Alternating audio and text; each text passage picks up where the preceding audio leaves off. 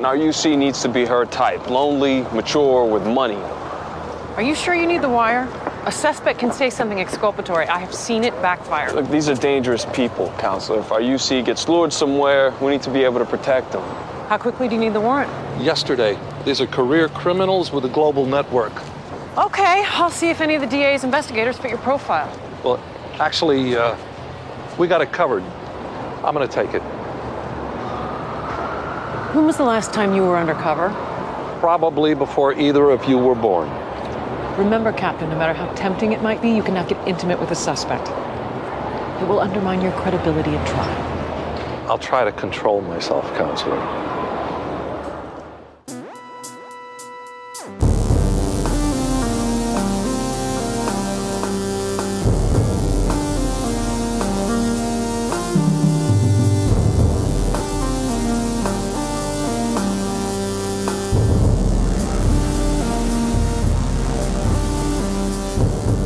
In New York City, sexually based offenses are considered especially heinous. These are their stories.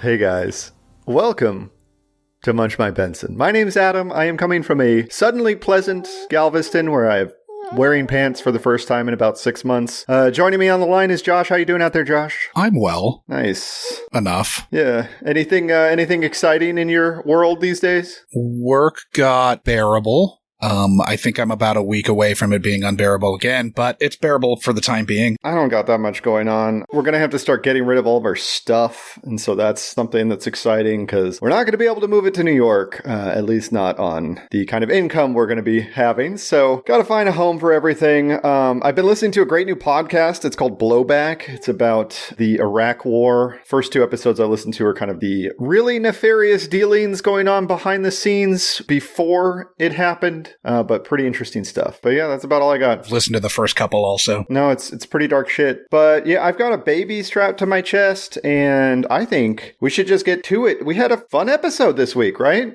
Really fun. Yeah. Yeah. I loved it. I did also. I think we were sort of looking forward to this because the last 3 episodes that we covered all had this feeding into it. Uh-huh. Once Stabler's gone, you really have to hold your breath and just hope it turns out okay. And this one did. This one was a lot of fun. The whole main cast was great in it, I thought. Except for Liv, who was barely in it, but everybody else was fantastic. It's a rare episode where Benson's not really in the episode much. Mm-hmm. Kind of strange, but it absolutely worked. Do you want to do the recap, and then we can just fire it up? Sure, I was toying with acting like I had not written a recap, but I have. Okay, so we are watching episode 7 from season 13 entitled Russian Brides.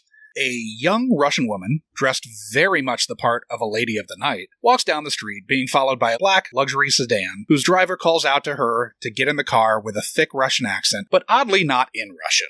She takes off, running in heels towards the Brighton Beach boardwalk, only to be intercepted by another Russian goon on foot. A few hours later, 2 busboys, one of whom has the brilliant idea to invent the koozie, find the woman's body discarded next to a dumpster, with her panties at her ankles, missing her face, teeth, and fingertips. Paying heed to the aphorism, there's no dignity in death, the sand found in her person is used to determine that the grotesque rape and murder happened at Brighton Beach. Finn and Amaro pound the pavement in Brighton Beach with a pick of the tattoos to no avail, only to happen across a photo from a recent engagement party at Tatiana Restaurant on the boardwalk. Amaro and Benson check in with Warner, who tells them that the Vic was raped anally and vaginally before having her face torn off with power tools. As Amaro and Bensaro, get that brutal bit of news, Rollins and Finn coax a building superintendent to let them into the fiancé's apartment. They come in hot, guns drawn, much to the super, Luis's surprise, only to find that the tenant, Daniel Carter, is not there. Luis calls his chess buddy Daniel, who says he can't talk, but the sounds in the background of the phone call lead the team to the carousel at Chelsea Piers Park, where a very worried Daniel Carter paces, wondering where his Russian bride is. Lena was kidnapped, and Daniel forked over his life savings of $80K to get her back. He gives them the lowdown of how he and Lena met on Eurozarena.com, and that she had a psychotic ex who was stalking her. Finn and Rollins head to a rogue ISP, Quick Secure, where they dangle the threat of prison rape over a be-lollipopped nerd's head to get him to give over the records. The blue-mouthed twerp points them to a Brighton Beach travel agency, who seem to be running yoursarena.com through one of their computers. A travel agent nervously deletes files as Amaro and Finn question his boss before running out of the agency and onto the boardwalk, where he is arrested in front of a lot of interested Russians, one of whom instantly makes a phone call. Our nervous travel agent tells us that the guy they're looking for lives his life by the code, that he's vory zakone. Then, Daniel calls Benson to meet him at a cafe to show her that Lena is up on another Russian bride website, now as Irene, and she's wearing the necklace he gave her the night before she was, quote, kidnapped. Cragen and Amaro go to Cabot asking for a warrant for a wire so they can send Cragen undercover for the first time since the Ford administration. Cabot reminds Cragen that he cannot get his screw on with a suspect. Finn and Amaro give the captain shit about how much the world has changed since he last worked undercover, and Cragen retreats to his office to mine the saddest parts of his life for material to feed Irene. They have a date where he lays bare some pretty sad emotional history, and he and Irene head upstairs, but Cragen hesitates when she goes to kiss him, and she makes him and turns tail to run. Rollins and Finn pop out and stop her. She sells them a sob story about how Liev the Butcher has her daughter Anna. They get her to produce Liev, who walks right into a trap but sniffs out the sting immediately. He pulls a gun, shoots at Amaro, and Rollins puts a bullet through his sternum. They immediately rush off to a Brighton Beach safe house, where Lena says Anna is being held per the text in Russian that comes through Liev's phone. A shootout ensues at the safe house. Finn takes a bullet to the vest. Then a gunshot from outside rings out. Somehow, the rookie Uni, whose car Lena was sitting in, has a bullet through his neck. She's got his gun and is making a run for it. Amaro chases her down in an alleyway. She gets arrested. They tell Daniel Carter that he's going to have to testify against her. Cragen asks Liv to forget about all the sad-ass shit he said on the wire. And we get a, man, Cragen's had a bummer of a life, Dick Wolf. I called it a Cragen's past coming back to haunt him, which we already know because we took on this impossibly big project, and we just saw that episode, Dick Wolf. That is true. We also did that. Also, I just want to say that I think we've dropped the ball in kind of a substantial way, and that is because we should be having a running body count for each major cast member, because Rollins has several at this point. I feel like Rollins is either shooting or decking somebody in every episode we've seen with her in it. She definitely cross-checks a lot of fucking people. Yeah, absolutely. Is this the first person we've seen her kill, though? I'm not 100% sure, but let's just say that it seems natural for her to be murdering people. She doesn't really hold on to it the way that Elliot held on to it in They Are Not Going to De-Sex Hargitay for the sake of an undercover operation. That was in Risk. Because he shot the cop. Yeah, he shot Teddy Beckerstedt from One Crazy Summer. Yeah, it was a totally good kill. Yeah. Yeah, no, I mean, you pointed out one of the things in that recap. Wouldn't the Russian gangster be yelling at the Russian sex worker in Russian? One would think. just something that occurred to me. Oh, yeah. Like, wait. We know she's Russian. Yeah. His driver is calling out to her because, I'll get into this later, but the driver's calling out, not the butcher. Not the butcher because he's not Russian. No, not at all. It seems pretty clear that he looked the part and could not speak the part, and that they got an actual Russian to be his driver. Anyway, should we jump into the guests? Yeah, let's do it. Obviously, we have Danny Kincannon from The West Wing prominently in this episode. Yeah, so that's Timothy Busfield, who's Daniel Carter. Yep. In addition to his turn as Danny Kincannon on The West Wing, he actually appeared in an episode of TOS just a season before this. Mm-hmm. Since then, he's also directed 2 episodes of SVU. He made the transition from TV actor to TV director. Nice. Which I think is probably financially at least as rewarding, if not more. Yeah, and requires you to work out less and other things like that. Correct. Yeah. So he actually directed Facing Demons. Okay. The season 20 episode that picks up the Cassidy storyline. Yeah, that's where it left off in Chasing Demons, which we covered back in episode 28, which you just finished editing. Yeah, Winters is Coming is what that's called. Yeah, it's dropping on Monday. But yeah, that Facing Demons is the final Dean Winters episode of SVU, at least thus far. I don't think it's safe to assume that's the final Dean Winters episode. But Anyway, Busfield also won the Best Supporting Actor Emmy in 91 for his turn as Elliot Weston on 30-something, which all of our parents probably watched. 30-something is weird because it seemed very influential when I was a child. Oh, for sure. But I have never seen it and never seen a second. And have no desire to go back and watch it. Well, I mean, it's a yuppie drama. Who gives a fuck? Exactly. So he was Arnold Poindexter in the college sexual assault romp Revenge of the Nerds and its sequel. Yeah, that film's really not okay anymore, is it? No. I mean, we could do a whole podcast about just movies in the 80s that really don't play anymore because, that's rape. Yeah, Revenge of the Nerds, definitely rape. Definitely rape. Yeah. So, back to Busfield. He was also Mark, Kevin Costner's brother-in-law in Field of Dreams. Mm-hmm. And he played the first baseman Lou Collins in Little Big League, which was a role inspired by Kent Herbeck, who he became friends with while he consulted on the film. I guess I'm moving back to Herbeck's hood, so I'm not going to say anything about him, but he has reach. Yeah. In the Twins, you don't diss World Series winner Ken Herbeck. Yeah, although I do. I do in private. Then he was Danny Kincannon in The West Wing. He was Cal Shanley on Studio 60. He was in the Broadway production of A Few Good Men, so he's like he's in Aaron Sorkin's troupe or whatever. He was in Molly's Game also, I think. No, he wasn't. He's learned how to walk. Michael and talk. Kostroff was actually. Yeah. And then he was also the patriarch in the short-lived Stephen Bochco-produced family dramedy The Birds of Paradise, where he played the grieving young widower who relocated his children to Hawaii from Connecticut, his children being played by Seth Green and Jennifer Love Hewitt before either of them were big. I mean, Seth Green had been in Radio Days, but... That sounds awesome. That show's super weird. It also had Arlo Guthrie. I actually watched that. Weird. So I've seen that, but I've never seen fucking 30-something. Weird. So then we've got Michael Kostroff, who's playing, not really defense attorney yet, Evan Braun. But this is his first appearance in SVU as Evan Braun. He's a tax attorney at this point. Oh, yeah. He's a tax attorney who does a little estate law, helping out a friend here. But apparently the events of this episode make him pivot into being a defense attorney because he shows up 6 more times as defense attorney, Evan Braun, after this. Totally changes focus mid-career, late career. He's clearly like 40s, maybe 50s. He's already, represented the Barksdale crew at this point in television's The Wire, which did exist in this fucking universe. So obviously he was Maurice Levy, the unctuous prick lawyer for the Barksdale crew in The Wire. He was also main cast in Plot Against America. I feel like Michael Kostroff has a typecast.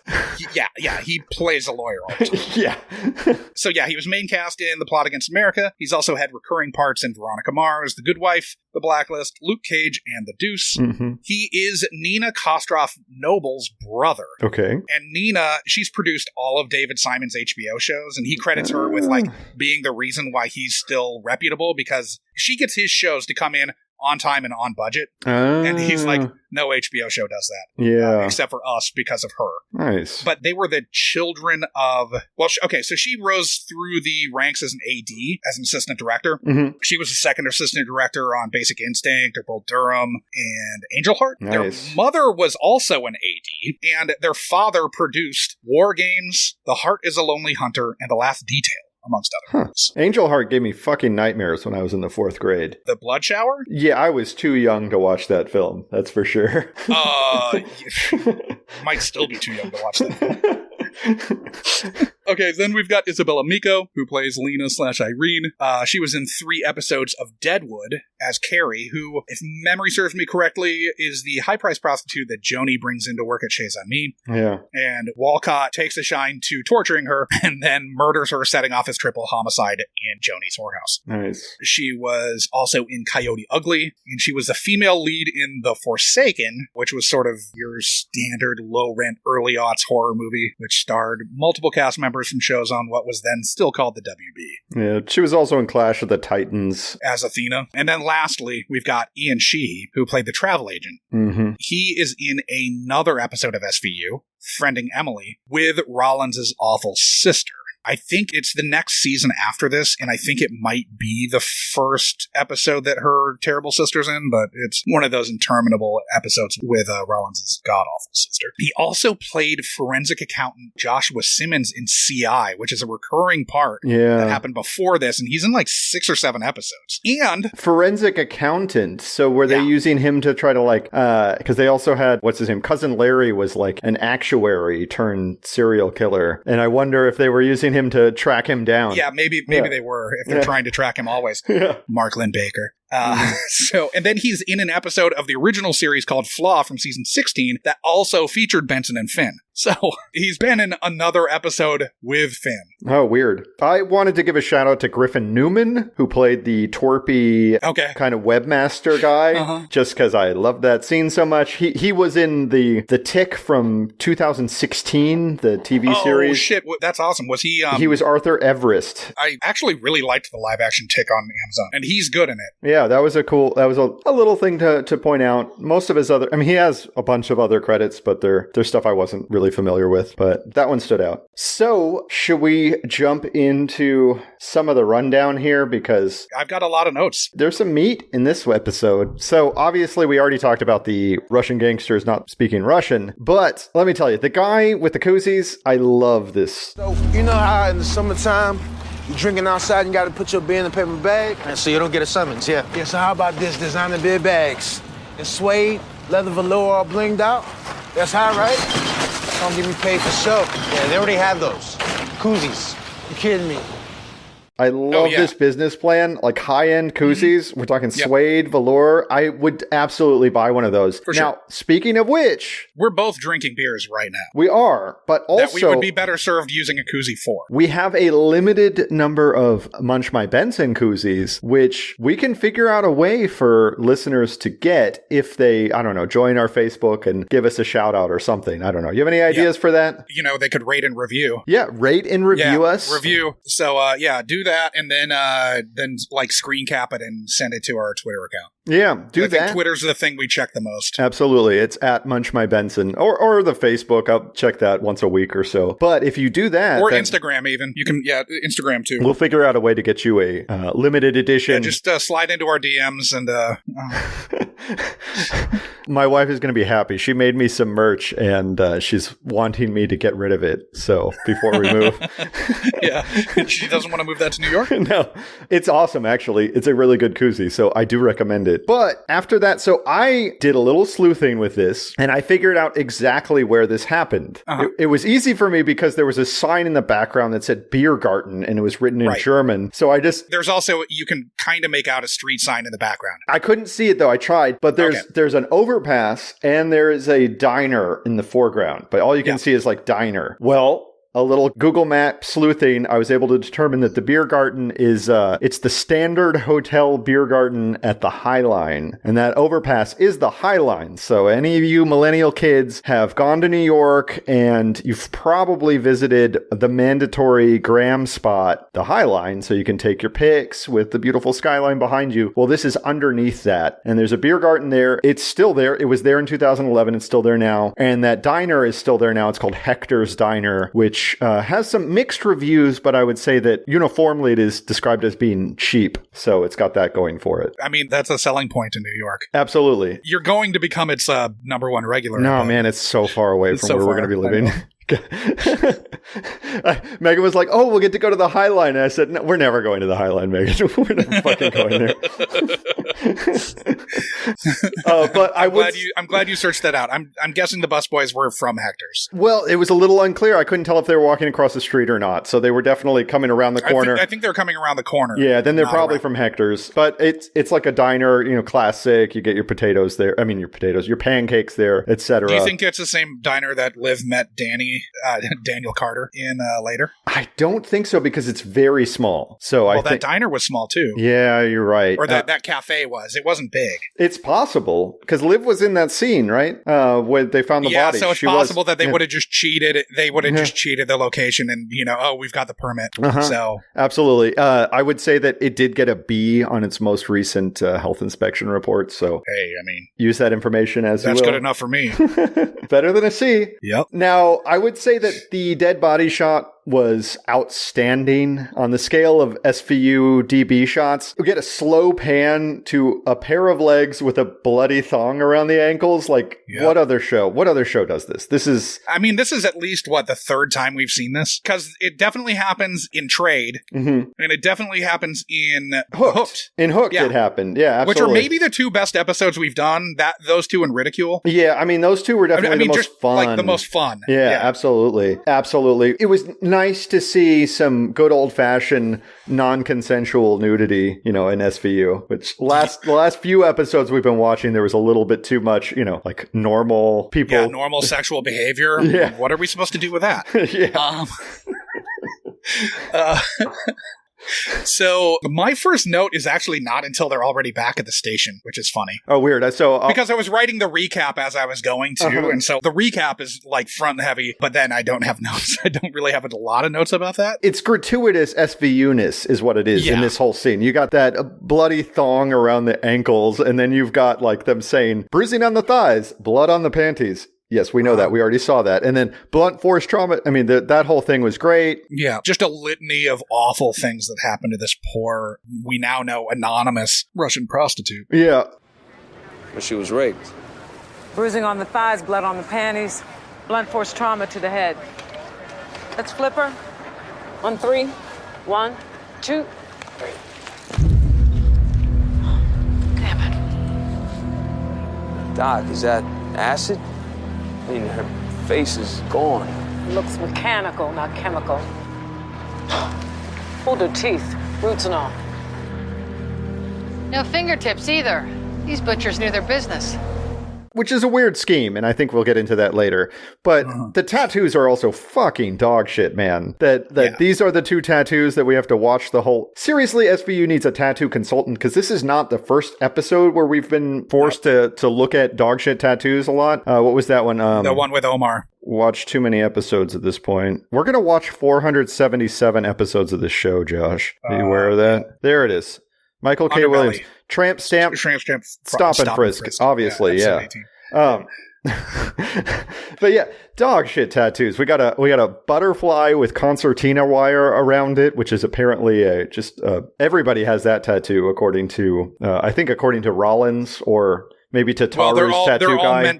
They're all meant to be branded essentially. Yeah, to double for her. But the brand was the clown chick blowing smoke out of a gun with the Russian lettering, which looked out of place in Cyrillic, but would have looked quite at home at like a lowrider festival, which I've been to, and I've seen that like exact thing airbrushed onto a fucking, Honda Goldwing.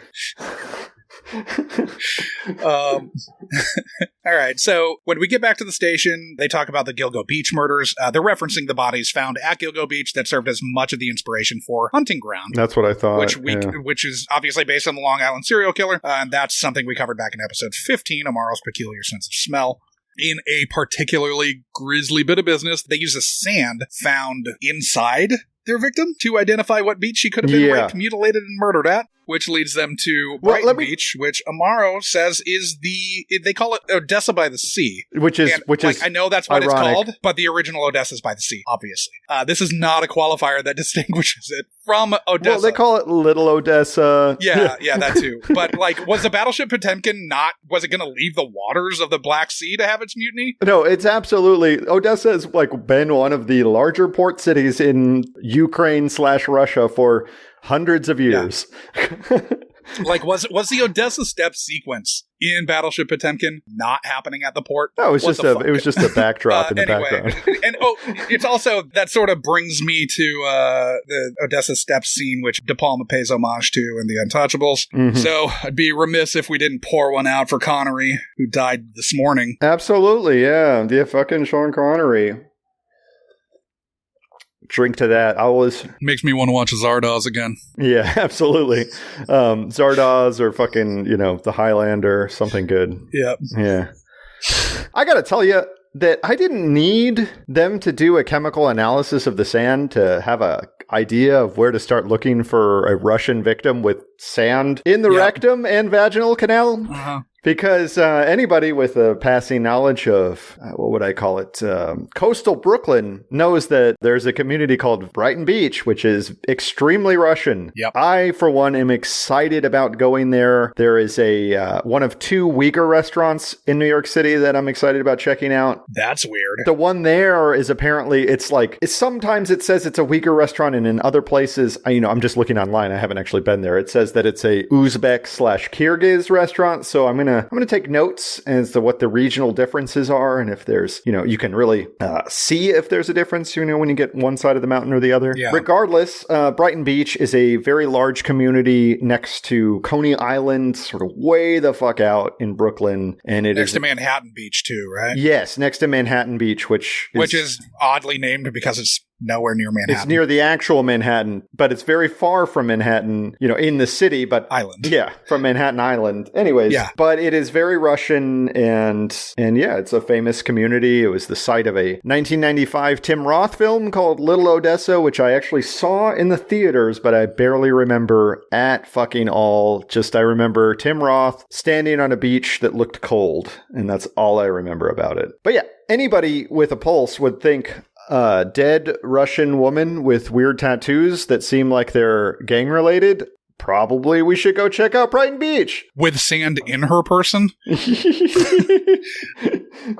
I love it when they go on a fucking field trip, and they went on quite a field trip in this one. So they do a nice wide shot of the B&Q train station. They go to a little store with Cyrillic books. There's a girl with a shiny zebra print scarf, which just screams like, I am a Russian immigrant woman.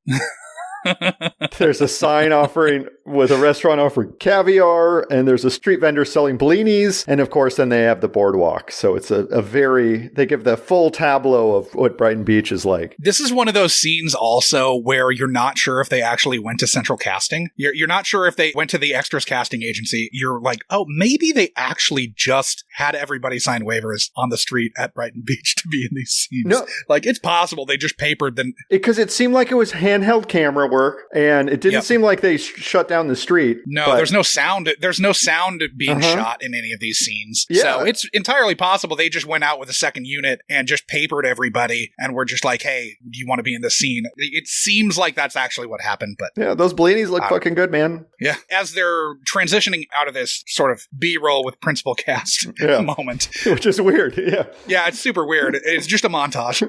Men on the Street montage where Amaro and Finn are asking people if they've seen the person with the tats in the picture. Well, they had to do a montage if they're doing a subtle Sergei Eisenstein reference. You can't talk about Odessa without thinking immediately of Battleship Potemkin, and you can't do that without at least having a montage in there. Thanks, Kuleshov. So, as they're transitioning out of this, they have that witnesses are easy to trick line. Yeah, that was a weird little, they're like, witnesses are like children. They were trying to respond to bribes and threats. It's like, oh, cool.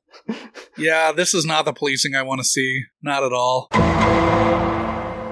I mean, it's witnesses, and theoretically they're just trying to scare up information, but still, I felt like it was kind of gross. It was, sounds fairly accurate, but again, it's that uncomfortable and gross accuracy that we don't like. We don't.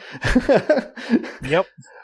Then we cut back to Amaro in the morgue. Well, but before we get there, we go into this restaurant. I skipped that part. That's all in my recap. Yeah, but I figured out which restaurant it was. It's Tatiana. It's Tatiana, exactly. Yeah. How did you know? I mean, did you look it up? Yeah, I looked it up. Did they do a card for it? No, but you see the awning. Yeah, you see. Okay, yeah. So I looked up Tatiana. It's a Vegas style. There's the grill and the restaurant. They go into the restaurant. Yes, they do. And it offers Vegas-style floor shows paired with Russian eats at a glitzy nightclub. Now, one thing I thought was funny is that there's Amaro cracks the case because he's looking at a fucking high school cheerleader mood board that's tacked up on the wall of a restaurant where their waiter's putting white tablecloths on before a party. That's such a failure. Such a failure by art department. Do better. To have that is just not. It's two shitty poster boards. Yeah.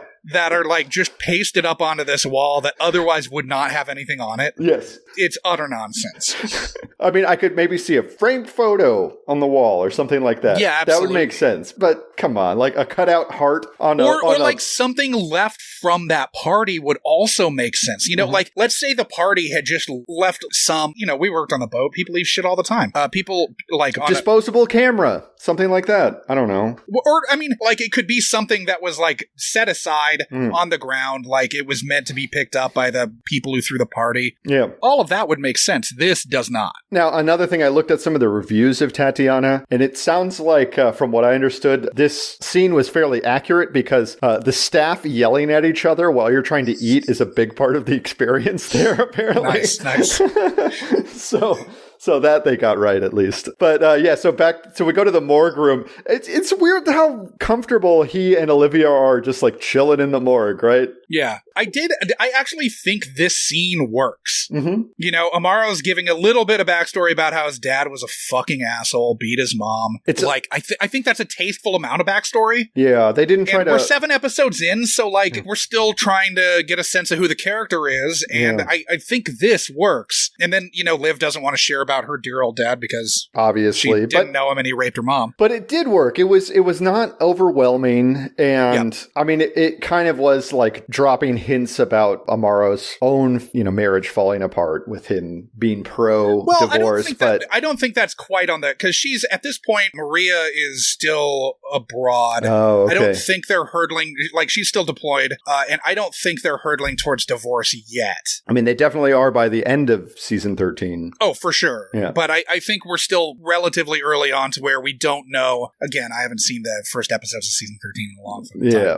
But I don't think it's been established yet that his marriage is in utter shambles. No, I would say that what I thought was that his character comes through when they let him say a couple lines in Spanish every now and then. I don't know why exactly, but it seems every time I see that it totally works, and it gives him like a broader, just kind of a broader character than it does when they're trying to beat us over the head with his, you know, his marriage story, basically. He said, did he say adios a ti nunca or something? I didn't write it down. I forget. I think it was something to the effect of, later, I'm never going to fucking see that guy again. Exactly. Yeah, it was something like that. And it totally worked. And that was one of the few kind of live scenes in it, but she played the foil to kind of letting us know Amaro pretty well. Yeah, totally. It was interesting. I really think Amaro's good in this whole episode. Totally. I thought Amaro and Rollins were good in this episode. I totally thought Rollins was good. Rollins had a great scene. Early on, Rollins is just the fucking person who like always has the tech information for them. Okay. And she always just sort of like wanders in with it, or it's this weird,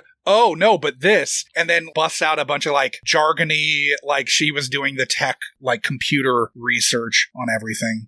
But like when she says, oh, but this sand, that's out of nowhere. Yeah, She should have been proffering that to begin with, instead of like having her generate that organically in the conversation. All of a sudden she's like looking at her computer and, oh no, this sand is like from a beach that was rebuilt, and so it has to be, Rockaway, Brighton, or... I mean, which are like the three most... what other beaches are there in New York? Coney Island, I think. Yeah, it was Rockaway, Brighton, and Coney Island, which are like the three beaches in New York. Yeah. Still, I thought she had a great scene with Finn a little bit later when they go to the tech company. That scene was fun. It's hard to watch it right now and not just see, you know, fucking police overreach. Well, it's hard for me to divorce the scene from that. I can see that. But I just want to, before we move on from that morgue scene, Warner had a lot of great work to do in this episode, and she brought it there. She brought it in that scene. Again, if you want to feel uncomfortable by lines of primetime television, Emmy Warner.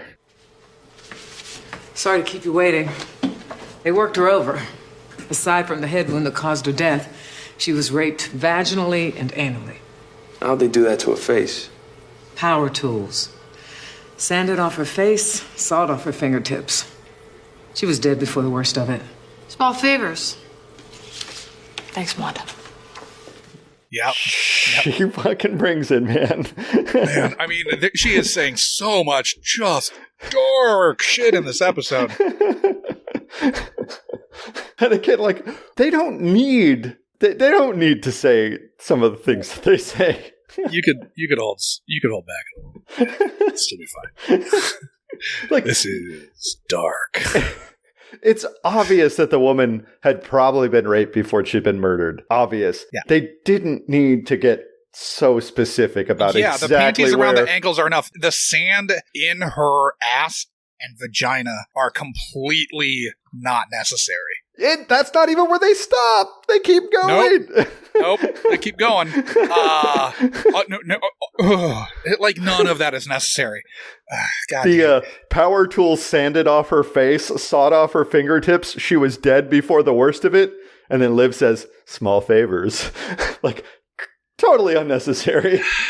Yeah, the little quip above the... Quip over a dismembered, well, not dismembered, I guess, but severely disfigured corpse. Well, who had been tortured, brutally tortured, and we don't know exactly when she died in the course of all of that, but... We can assume it happened after the multiple rapes. Yeah, well, you'd think, but this is SVU after all, so who knows? That's true. All right, so then from here, we go to Daniel Carter's apartment. Yeah. He's really leaning into the sad widower lifestyle. He works from home. He plays a 1-move-a-day chess match with his super, Luis. Dude, this guy is such a fucking mark, man. I kind of want to craft a scheme to roll this guy. Oh, for sure.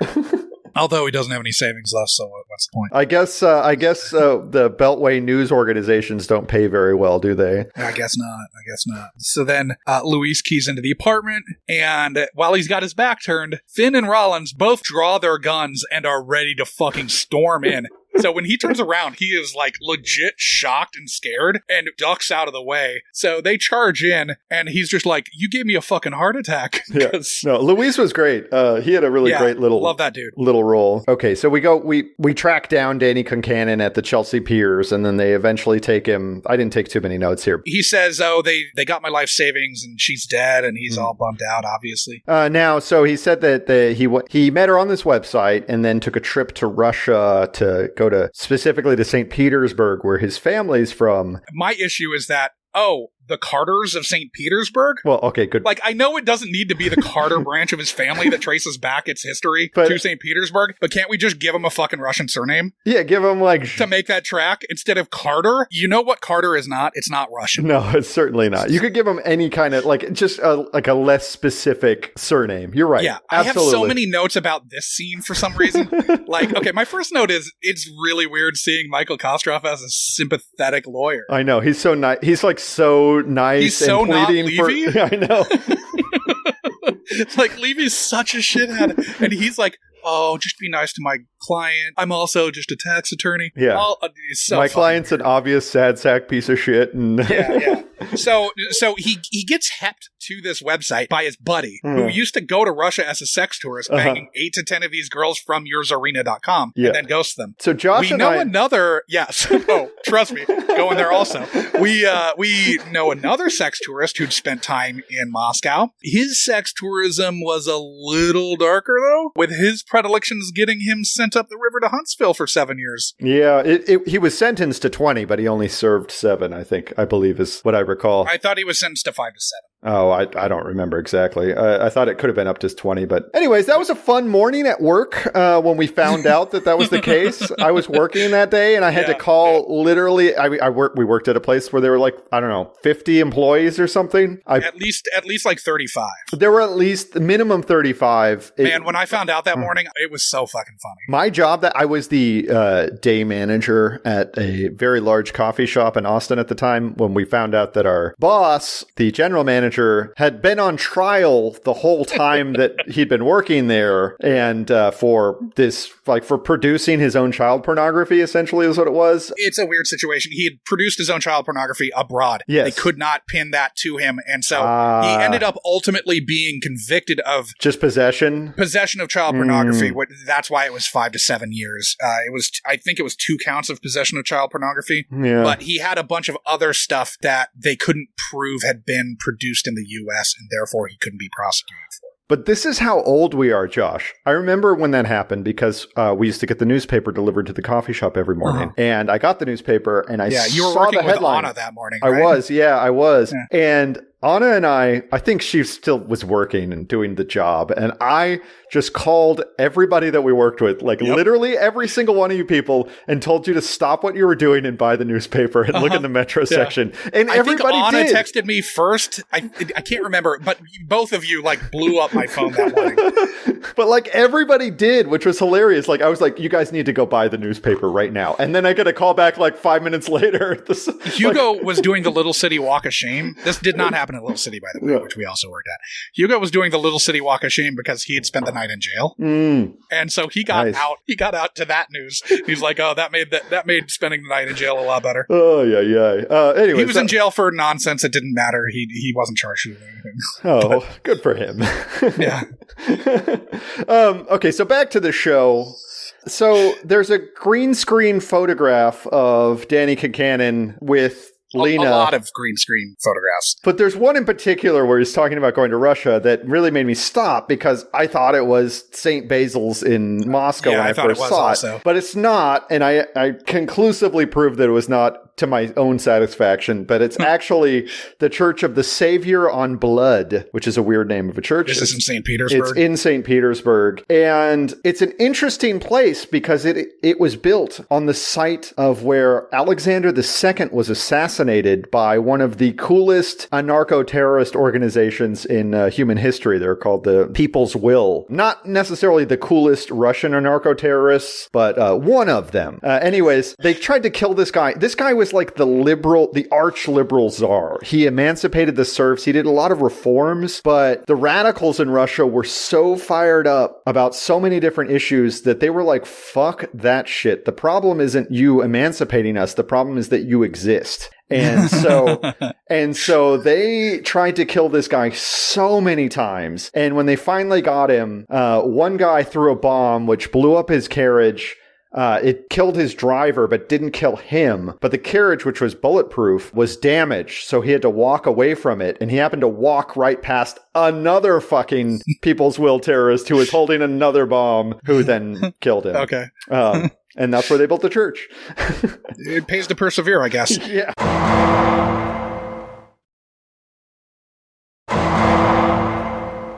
So I've also got the note when he asks to ID the body. It really seems like they could get to the bottom of things in this case if they just let him do it. I mean, they say he can do it later, but I'm pretty sure he'd be able to ID the body of the woman he's been living with for 2 months, even if her face had been torn off. I mean, did she have a face? Did she have fingers? You know, to quote The Wire. Yeah. It wasn't us.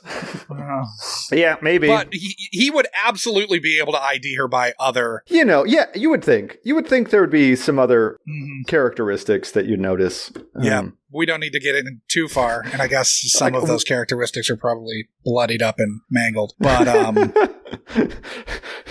yeah. My next note is, man, Russia has really made the internet a dangerous place. No shit, man. It's a dark world out there. Also, I would say, I like the scene where Amaro leaves the video in the squad room on Lena in bed for uncomfortably long time, so much so that they are like, what are you doing? Change the this isn't it dipshit. He's hoping to get a peek. Right after this, we go to the rogue ISP and we get our nerds sucking on a blue lollipop. It looked like it was a blue raspberry dum dum. It was the size of that. It's not. I don't think it was a blow pop. But it looked like a blue raspberry dum dum. I hope they cleared that with the dum dum corp. Yeah, it wasn't Greeked, was it? I couldn't tell. I didn't actually. Well, there wasn't a wrapper. Yeah. So I guess it is Greeked technically. Yeah. But then Finn implies that he's gonna slap that sucker right out of the nerd's mouth. Let's get something straight. First, spit that lollipop out before I smack it out your mouth. You're not a 5-year-old. You make us get a warrant, we're gonna call the feds. Well, we're not doing anything illegal here. This place here is the front, your server is illegal. We're gonna hold you responsible for all of the crimes on all of the sites. And I'm gonna shut this toilet down and put your little ass in jail. You understand me? Jail. Where you're gonna be sucking on something else. Now, what you wanna do?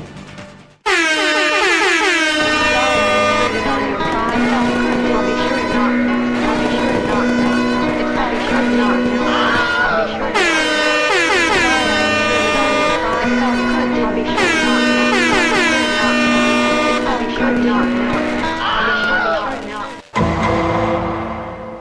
It's gonna get the air horn. Oh yeah, big air horn. Big holy shit. When he says that if he doesn't get that sucker out of his mouth, he's going to be sucking on other things in jail. And the implication is that whether he got it out of his mouth or not, he's still going to be sucking on those things in jail because the FBI walk in right as they're leaving. Right. Yeah. So it was a threat of his future. Okay. Besides the obvious, police brutality and overreach angle, I thought that Finn and Rollins both had fun with this scene, and I thought they really brought it. No, they had fun with it. Oh, then we go to the travel agency. We go to the travel agency, yeah. I don't have anything about that. Yeah, I don't care about that. I don't care. And with the travel agency, we are then led to Liev Bodroff, who looks like he could be the love child of Steven Berkoff, who played Victor Maitland from Beverly Hills Cop. Yeah. And Dolph Lundgren. Yeah, he sure does. Yeah. Like, if you shaved the head of their love child, that's who Gary Francis Hope is. He obviously, as we've mentioned, has to have a dogshit Russian accent, which is why he, I don't believe, speaks in this episode. It's interesting that he has a credit, but he doesn't, I don't think he speaks at all. He's such a heavily featured extra. Yeah. But that's all he is, right? He's a heavily featured extra. No, I guess he does have he does really act in that final scene, but yeah, I mean, he gets shot in the chest. And I guess he has a phone on his person. Mm-hmm. He shoots at Amaro. A weird phone. It's a weird PDA I don't phone know what thing. The fuck that is. That's a weird. Was that a thing in 2011? I feel like that wasn't a thing. I feel like that was a thing in 2004, and that was gone by then. But again, I don't hang out in Brighton Beach. I'm not friends with Russian mobsters, so I don't have. You don't go to the weird. You don't go to the weird Russian mobster phone stores to get the weird off-brand Russian PDAs. Yeah. Then the fucking travel agent guy says he's vory of Zakonia, which translates roughly to thieves in law. Yeah. And there's sort of two ways that can be translated: a legalized thief or a thief who is the law. Per Wikipedia, each new vor is vetted, literally crowned with respective rituals and tattoos. They're vetted by a consensus of several vory. Vor culture is inseparable from prison organized crime, as only repeatedly jailed convicts can be eligible for vor status.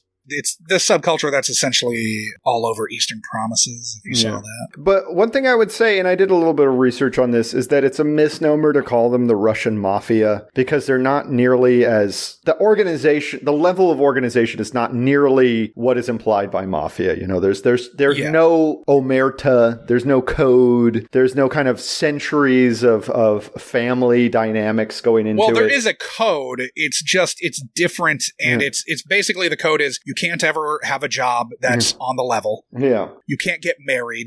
You protect your family and a bunch of other... There are 18 sort of tenets by which the vory are supposed to live. But so I read some interesting studies, one's from the National Institute of Justice, and that says basically that it's a misnomer to even call it the Russian mafia, because basically, for the most part, what we're talking about is when communism was kind of falling apart in the Soviet Union, and you have, particularly in prisons, and there's, the gulags in Siberia, you have kind of an economy of an under-the-table economy, a black market economy, where these prisoners are basically making do with what they can. And when it all fell apart, you also have people who had former positions of power trying to grab as much as they possibly could at the same time. So you have these two kind of, I guess, mingling threads that created a generally lawless society where, it's, the vory zakone, where it's not so much that it's not like Italy where there's a history to it in the same way. It's just that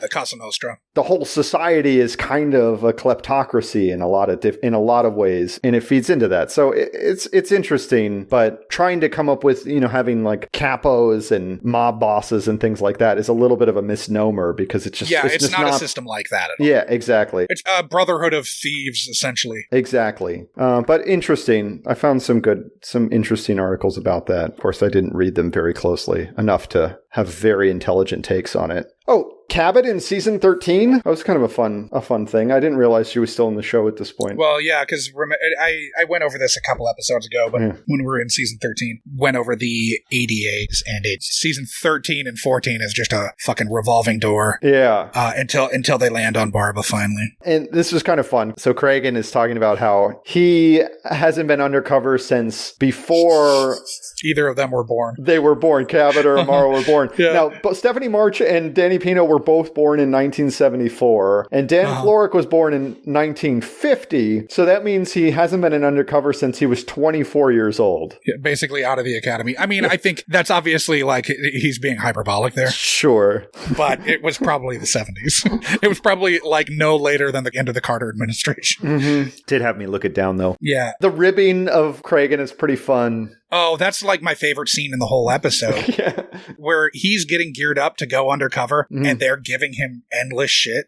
Captain, Taru set up a laptop in your office so you can IM Lena and it won't trace back here. You want us to come in there with you? Not a chance. Now, I did a lot of undercover work in narcotics. I know Finn did too. Look, the key is to choose an identity as close to your own as possible. I know the drill, detectives. Right. Sorry, Captain. I just didn't know they had, tape recorders when you graduated the academy. At least we didn't have to inflate his bank account because he hasn't spent $1 of his captain's pay on his wardrobe. Thank you very much for your help, fellas. But I've got to prepare for my cyber date. Knock it out, killer. I heard that. I don't think I've laughed that hard watching an episode of SVU that we've done since the end of Trade. Yeah, well, at least and certainly not where I was meant to laugh at it. Yeah, exactly. Like, I generally laugh whenever Warner's talking about sand in the rectum or things like that. Yeah, but that's not an intended laugh line. This was all intentional, and it was really plays well.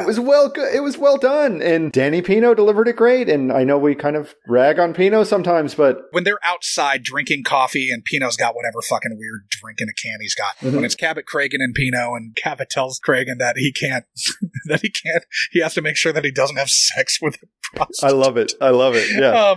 When she says that, but when Cragen proffers that he's going to be the one going undercover, fucking Pino takes a sip of his drink and is just like smirking like a motherfucker. It's so great. The random cutaway just for the reaction is just, it's gold. Really well played. And and that, I mean, having Cabot and then Finn and Amaro, I'll give him a shit. It's so much gold. It's so fucking funny. When Pino's like, I wasn't sure if they had tape recorders when you graduated from the academy. Love it. Fucking love it. Oh, God damn it. We don't have to inflate his bank account because he hasn't spent a cent on his wardrobe. Yeah, he hasn't spent any of his captain's pay on wardrobe. So we have a date. It's fucking sad as hell. It's so sappy, man. Oh my God. I mean, he's playing the part that he's supposed to play, but he's obviously drawing from real life. He realizes that he's so lonely that he ends up in the situation that he's in Rhodium Nights. Yeah, where he decides he needs to get into restraints and knife play, as we know full well. Yeah, in the last, 3 hours of SVU that we watched. Yeah. So when she starts running in the hotel hallway, because she makes that this is a fucking trap, when he pulls back on her kissing him, when she starts to run in the hallway, it's so funny because her dress is so tight and she's wearing heels that she has like the most awkward running form ever. They make her run in heels a lot. Twice. Yes. Twice. And both times don't play. The other time she's clearly not wearing heels when she's running because she's sprinting, but we digress. But her sprinting form still isn't that great. Going back, though, on this Cragen date, I have to say that they're definitely setting up the future of the series for when Cragen's gone in that scene because, again, Olivia has barely been in this episode, really. Honestly, she has the smallest part of any of the main characters, except for Munch, who's not in it at all. So he's talking to Lena, and he's talking about how he has never had kids, though his wife and he did have a miscarriage. But during that, the camera looks from Cragen over to Liv, and she's kind of looking up, and it's obvious that they're implying that if she's his spiritual, if not biological heir, and it's kind of like setting the stage for season 15 and beyond, right? Isn't that when he finally exits? My note here is basically that his late career familyless sadness serves as the ghost of Christmas yet to come for Liv. Yeah. Like, everything's laid out about his existential regret, and this is describing what lonely future Benson is hurtling toward. All career, no family, abject loneliness. Yeah. Yet I think I would prefer that to Baby Doe. Absolutely. That's exactly what I was thinking. The episode I'm just finished editing had some Baby Doe in it that I had to watch that scene multiple times thinking, should I add this audio or not? I did not. Oh, God damn it. Okay, so, after the date, we pretty much jump into, okay, they get her to turn on Liev. Well, they think they do. Yeah, they think they do. I mean, I guess she technically has. Sort of. It's sort of survival instinct. So, the restaurant where they go to snare Liev, are we there yet? Yeah, that's where I was getting. That place does exist. It's called the Frying Pan, and that's what they called it. It is on a pier, Pier 66, right next to a decommissioned Coast Guard lightship, which is home to a vibrant bar scene. Is it by the Navy Pier? It's Pier 66, so it's got like a bar with this Coast Guard lightship right next to it. I was mostly curious if it was near the Navy Pier because that's where they shoot most of the interior stuff. No, it's not. It's up. It's 66th Street. So it's up Upper West Side essentially. But it looks like a kind of cool bar. Honestly, I looked at the menu. The menu is actually cool. I feel like your Galveston life is influencing your thinking that's a cool bar. No, just because you're sitting on the Hudson River. You're right next to this cool old Coast Guard ship. Yeah. And they have $12 burgers, which for a fucking tourist trap like that, totally not bad. Now, that's not that bad. They should be at least 16. Exactly, right.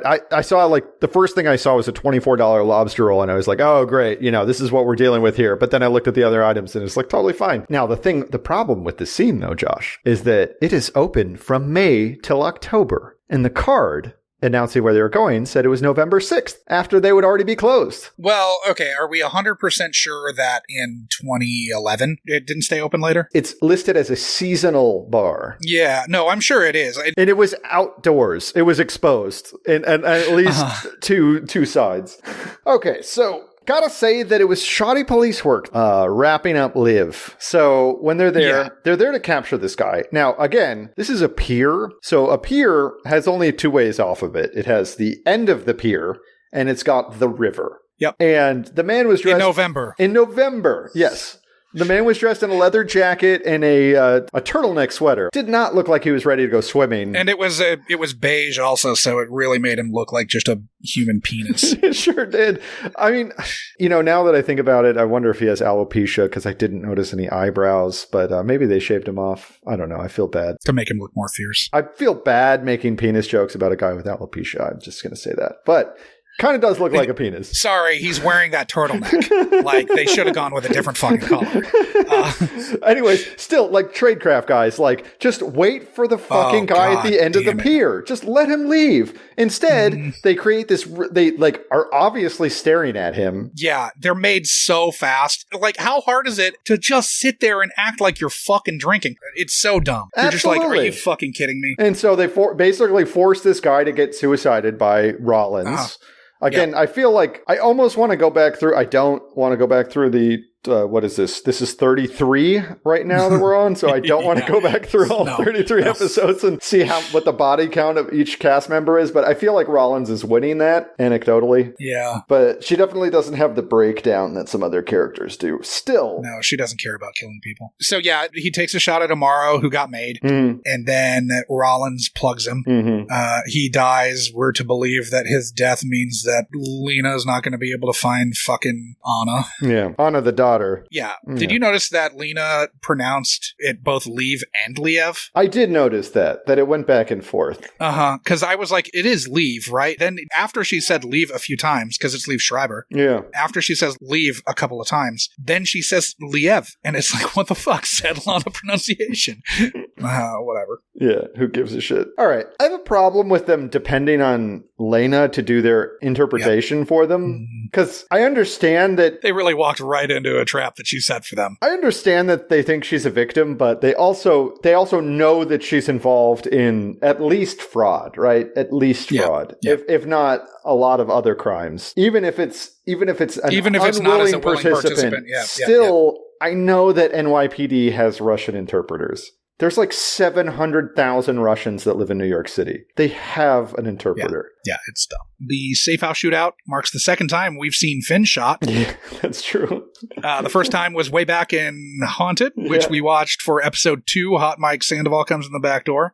This bullet, thankfully, is caught by his vest. I guess we don't know how many Russian criminals they kill in the safe house. There was a lot of gunfire. A lot of gunfire. Rollins wasn't on the safe house raid, right? I don't think she was. I don't think we she's saw already her. shot somebody, and I was looking to see. I didn't see her at all. It would not make sense for her to have just killed somebody and then still be on wearing they would put her on they leave. would take the gun and the badge while they did the investigation, even if it was a clean shoot, which it was. Obviously, he'd already shot at a cop. Exactly, but still, you do a cursory investigation, and he is clearly a murderer. But still, you do an investigation. So I think I didn't see her in the room. I didn't notice. See her. I don't think she was on the raid. I just noticed Amaro and Finn, and then Cragen in the car. Well, and Liv. Yeah, that's right. Yeah, and then Liv says. Liv was on the alley chase. And then Liv shouts, "I want this bitch gone now." Caught. She says, I want this bitch caught now. Okay. Yeah, but you can't really tell because of how she's saying. The only reason I know it was caught is because I was watching with the captions. Okay. Yeah, I was not. Because when I pause it, I can pull quotes better. That's a good idea. It sometimes takes me a while to get them. Lena kills a police officer and then 23-year-old rookie uniform. Then sprints away from the entire fucking NYPD wearing 4-inch heels. Respect. Yep. I mean, all I gotta say is respect. Because she was getting crowned on them. Although, I would say that the respect is instantly nullified when she throws the gun under the fence instead of just putting it in her like jacket pocket or something. Why not just keep it in your hand? Like crawl under with it in your hand. What? Well, I love when Amaro tells her to freeze, that would blow her head off, and she's like, okay. And then she reaches for the gun again. And it's like, what the fuck? He's just going to cap you, dipshit. Yeah. Whatever. And so then we have the moment where, like, okay, she's reaching for the gun, and then Benson and Cragen are approaching from the other side of the little chain link fence in the alleyway. She knows the jig is up. But when she has that weird moment where she sort of like flashes an evil grin that's reminiscent of Spacey at the end of Usual Suspects, when he's sort of like, oh, these guys are soze. Yeah, absolutely. Yeah, the coffee cup drops to the ground, and we see all the fucking references exactly. Fuck Kevin Spacey, man. Yep. I mean, also, fuck Bryan Singer. Yeah. Was that a movie Bryan Singer brought film? to you by Shitheads? Oh, yeah. Oh, man. Wow. This is the second Kevin Spacey and the second Bryan Singer reference in Munch by Benson. So yeah, fuck them both. Yeah, fuck both of those guys. Terrible people. Terrible people.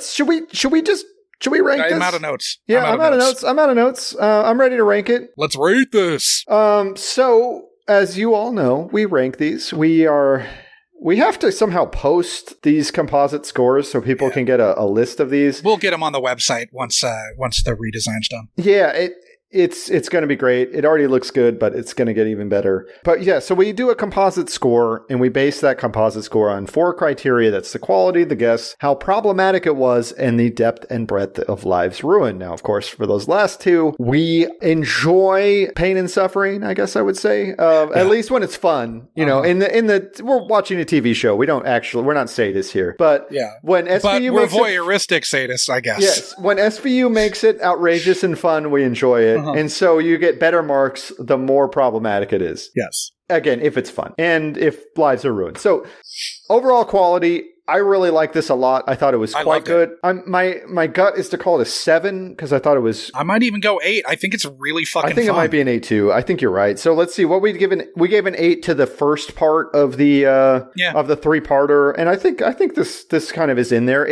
I think this is more fun than that episode. I agree. That episode has more at stake, but this episode's a lot more fun. This was really fun. I thought, especially for Rollins and Amaro, who are both characters that I think both of us have some problems with, the way that they were... a lot of problems with. What they were written.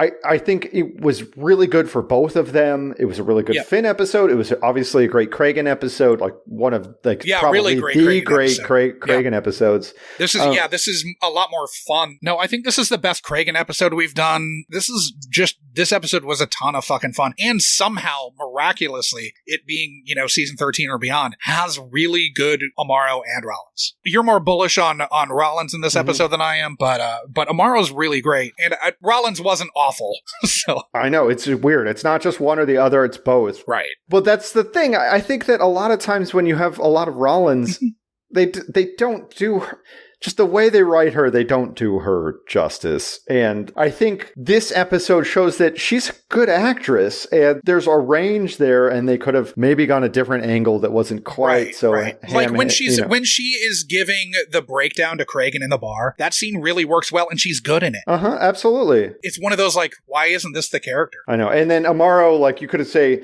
man, if this was the Amaro we had, oh yeah, he could have easily, I mean, he could have totally replaced Elliot and it would have been fine. It would take me a minute to get used to it, but been totally fine. But this is not the character that they landed on, sadly. Because this is the second time that we've seen Amaro, at least in pieces, be really good in an episode. Mm-hmm. Usually in the other episodes, he finds a way to undermine it with some bullshit that he pulls, but I don't think this one had none of the bullshit. No, there was no bullshit. It was all good. It was really all good. Okay, so what about guests? It's a little thin on guests. Yeah, I mean, Busfield's fine. But I generally like Busfield. Yeah. But he's not doing anything particularly special here. I thought Luis was fun. Yeah. Luis probably was the best small part. Yeah. Lena she was serviceable, but not really memorable, honestly. And, I feel like Luis and Griffin Newman were kind of the most memorable small parts, but they were pretty small. What's his fuck is good at looking ominous. That's true. Gary Hope. I'm inclined to give it a 3. Yeah, that's where I'm coming down. Because it's not like anybody was bad. It's not like dog shit, but that's just not stand out. Yeah, that's not where it's succeeding. Now, problematic. It's pretty fucking problematic. Yeah, they really make us think a lot about how this apparently nameless Russian prostitute was grotesquely raped and murdered. On the beach. On the beach. Yeah, definitely on the beach. We know that because we got a lot of details about sand. Now, okay, I have another. This kind of ties in here. Obviously, there's the prison rape taunt. Yeah, there's the prison rape taunt. It's that whole scene is quite problematic. We should have brought this up earlier. But what's the deal with this scheme where they're murdering one of their prostitutes to like make the blackmail scheme work better? They already got $80,000 from fucking Busfield before. Yeah, but they're running this always. This is the scheme they're always running since Leave avenged her daughter's murder. Yeah, but the way I saw it is that there's been multiple. This is not the first dead sex worker. No, there are at least 4. Yeah, and so it just seems to me like it's a losing money proposition because that woman could have been earning money for Liv while they were also shaking down saps. I think what's her fuck's racket, Lena's racket, is more profitable than what these girls are turning, and they're viewing these other sex workers as just entirely disposable, and they don't matter. I get that, but I'm just thinking from a business perspective. Sure, Lena's business is more lucrative, but you're talking about like she had to put in work to get that $80,000, right? That was like 6 months of work, right? I would imagine that she is always stringing along. She has marks and she's got the next one kind of like ready to go, but still $80,000 over 6 months. Okay, that's a lot of money, but that sex worker is earning for you every fucking couple hours. You know what I mean? So I think.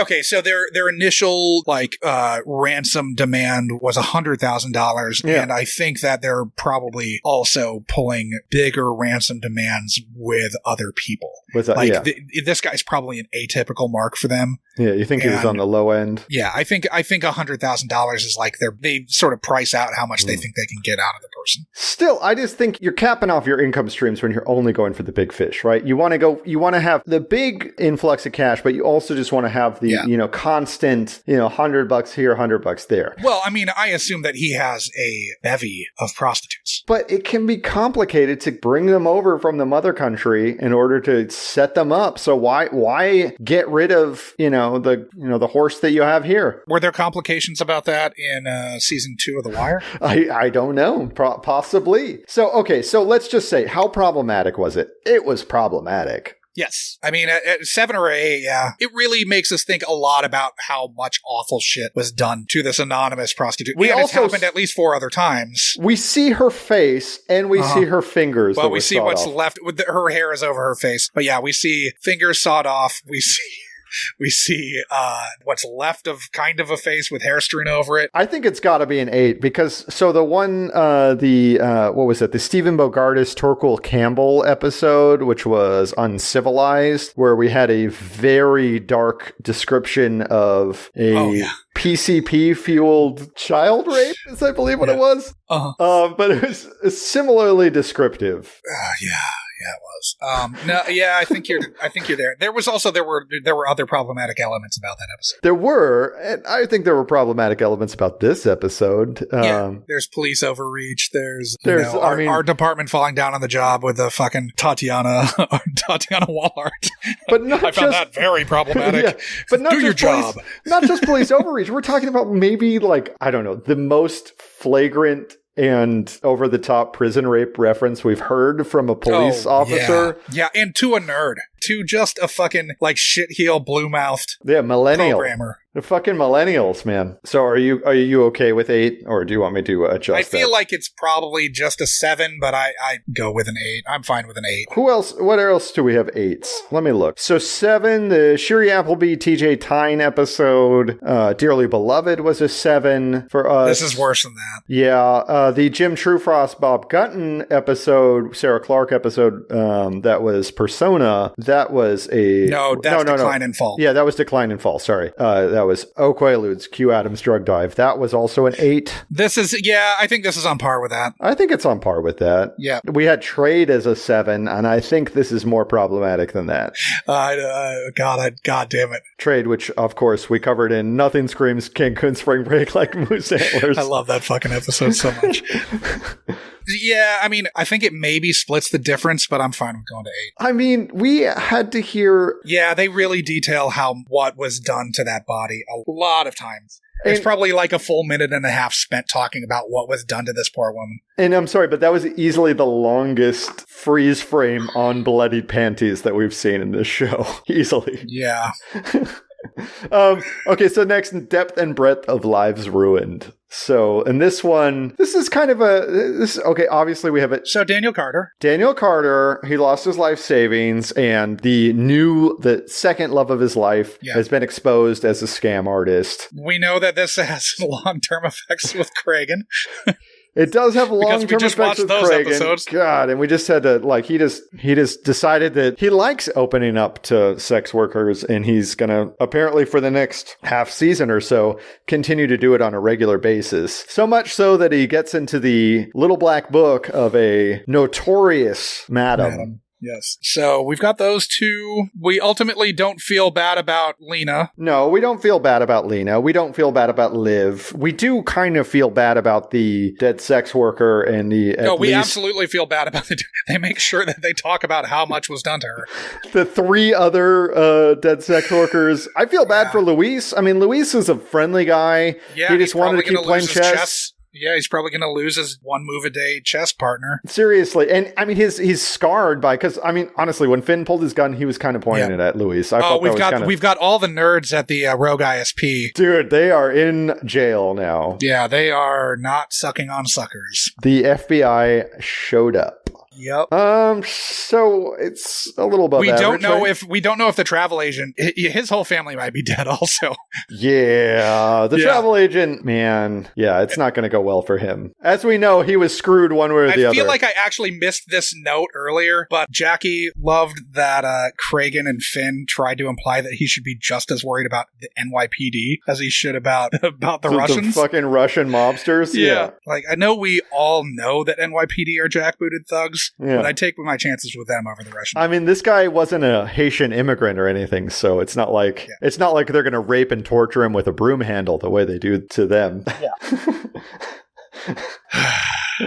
So, what do we call it? What are we calling this? 4? 5? I mean, there are 4 innocent sex workers who were trafficked and dead.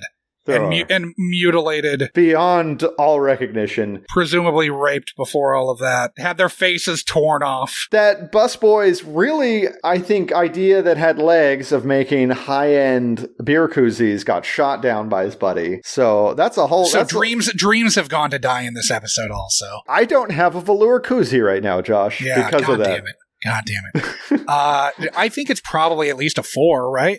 It's at least a 4. I mean, do we give it a 5? Let's just go 5. I mean, it seems crazy to say that this is mid-ground, but it probably is mid-ground. Because most of the people dying are shitheads. Almost everybody dying is a shithead. And Busfield is such a mark that I don't even feel that bad for him. Because it's like, come on, dude. Like, have some self-respect. But again, I mean, Cragen's in the mix, too. Cragen's in the mix.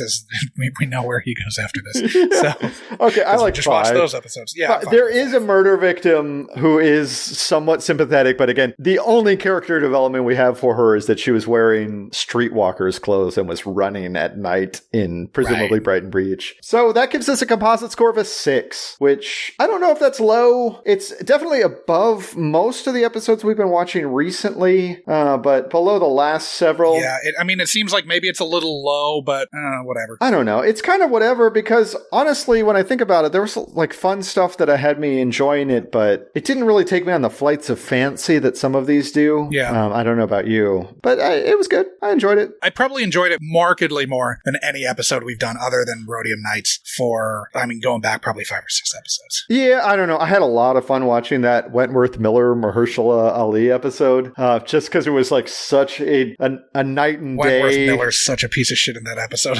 Yeah, I know. But it was kind of enjoyable to watch it. But yeah, Rhodium Nights was great. And then, I mean, going back after that, besides that one and Rhodium Nights, it's been a long haul from good episodes. And this was definitely a return. Yeah, I mean, we had that really great stretch from about episode 14 to episode 20.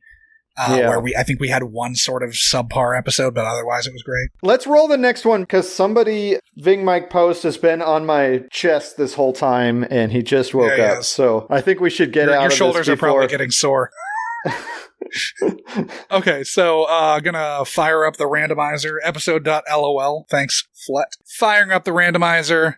Cue Bill and Ted. Oh, woo. I hate this part. Okay, so we've got episode 17 from season 3 called Surveillance. This one...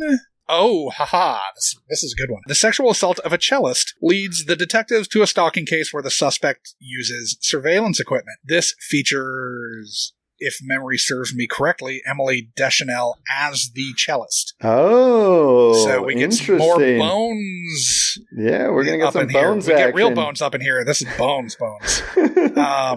So yeah, I mean, I remember this being as fun as an episode kid, I guess, where your celebrity's getting raped. According to the fandom wiki, it references 9/11, so that's always fun, you know. Yeah, this aired in March of 2002.